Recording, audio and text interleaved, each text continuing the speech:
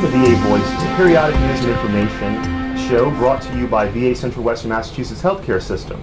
I'm the Public Affairs Officer there, and I'm also a Public Affairs Officer in the Air Force Reserve.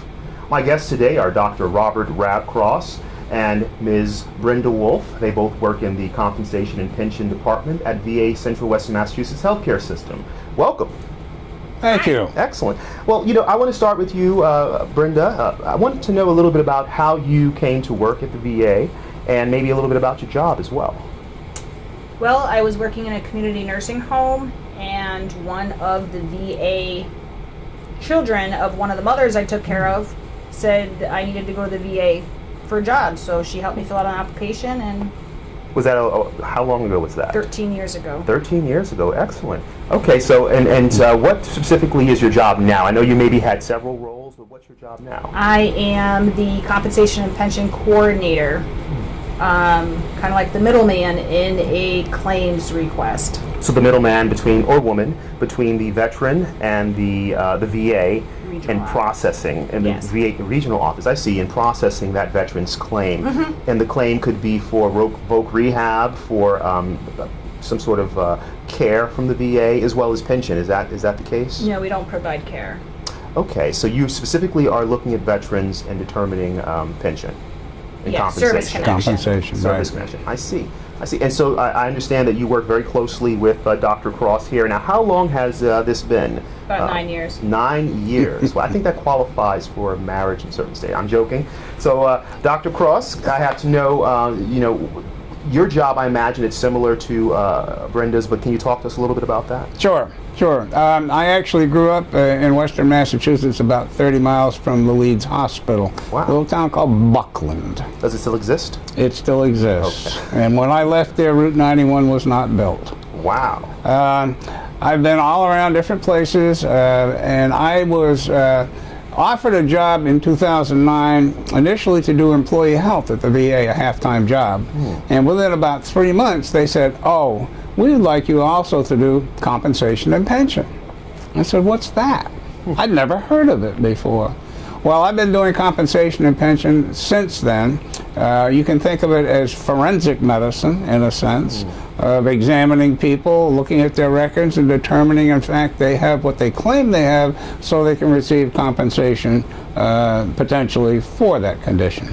I see, and I think one of the misconceptions out there with veterans is that they have to have been in the military recently, but from my understanding, you see a lot of Vietnam veterans and others. So is there any sort of a statute of limitation in terms of when a veteran can come forward and say, I need help for something service-connected? No. There is not. We see anybody from, I'm going to say 18, 19, up to 98 years old.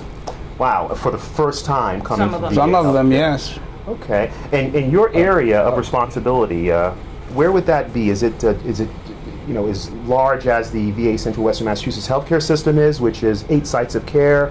Do you coordinate with Albany? Do you coordinate with Boston and Connecticut? Talk to us a little bit about the realm of your operating area. We work with Vision One, Vision One. so okay. which would be Boston, Manchester, VA Connecticut, White River Junction, Maine. So all 6 New Providence. England states. Yes, Yeah. So you might see a veteran from Maine who just so happens to be in this area. correct. And then you would refer that information to the folks in Maine, in the VA. Not quite.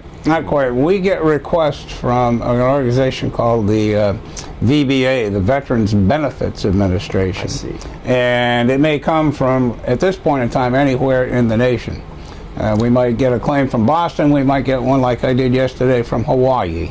Wow. So that's where the claims come from. But they send them to us if an individual is within a certain Mileage. Yeah. They use a system that locates zip codes to the closest VA capable of doing someone's claim as a whole.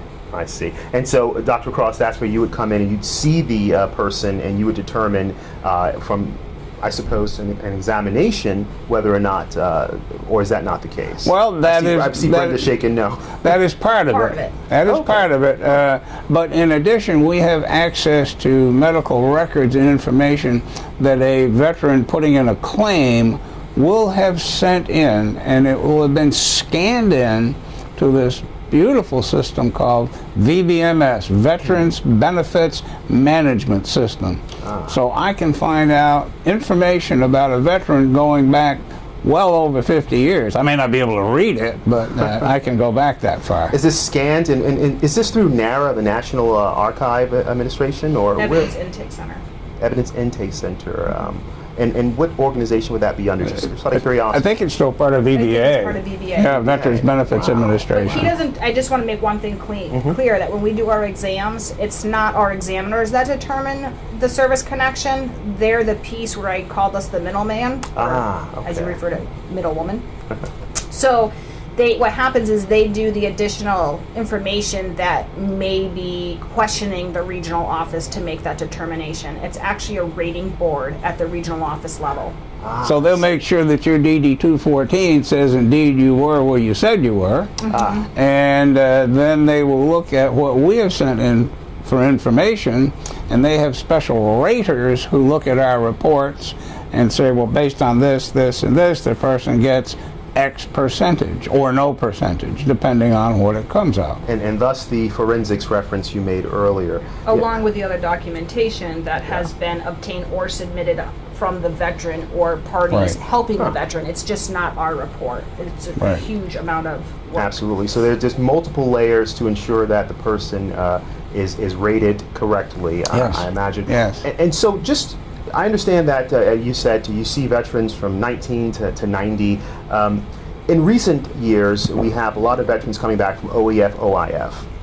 And we're experiencing at the VA, and I know at VA Central Western Massachusetts healthcare system, the average age is 65 for the folks who receive care. And I realize, again, that care is not your wheelhouse per se, but rather compensation and pension. But in talking to some of the younger veterans who are coming back, and here at Westover Air Reserve Base, over a couple hundred individuals deployed, and they've now returned. Some of them may have issues that occurred while they were deployed. In talking to them, can you talk a little bit about what the steps are for someone to wind up in front of you?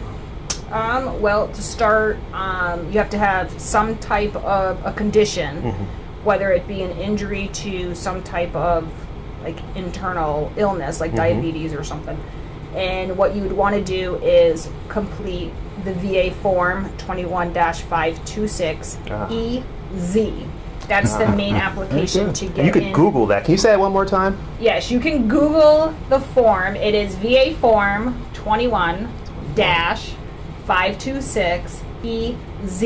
Okay, and we will put a link up for those of you out there watching, as well as a link to learn how to enroll in VA healthcare and a number also. But so we've now filled that form out. I imagine there's instructions as to where to mail it. So there are 3 ways that you can file for a claim. One would be going into eBenefits, which is off the internet. So it's www.ebenefits.com. Okay. The second way would be to mail it in. I don't know the address off the top of my head. I'm sure it's probably on the Wisconsin form. or something like that. But I do have a form in the office and a fax number, so you can fax it. So those are the 3 ways. And would a veteran do this by themselves, or is it best that they do this with an organization? They can do it by themselves, but it is extremely highly recommended that they use a veteran service representative, whether it be in the community, at a local VA. We have them everywhere. And I know that Massachusetts is unique in that each town has a veteran service office. Correct. So an individual could look up online the name of the town, veteran service office, and get a name and a number. So I want to thank you, Ms. Wolf, for the information, and I want to give Dr. Cross an opportunity. Is there anything you'd like to share with the folks out there watching? Yes, I'd like to say what a pleasure it's been working with the veterans. You know, I hadn't been at a veterans hospital since 1976 when I finished my training in Atlanta. Oh, wow. And now here I've been since 2009 at the VA. I've just had such an enjoyable experience with these people, some of which can make you laugh until you cry, and some of which can just make you cry. Understood. Wow. Well, I want to thank you both for sharing that. I'm sure the veterans appreciate all that you do to see that they get the compensation and the pension benefits that they deserve. And I want to thank you all for watching VA Voices. And we appreciate what the veterans have done.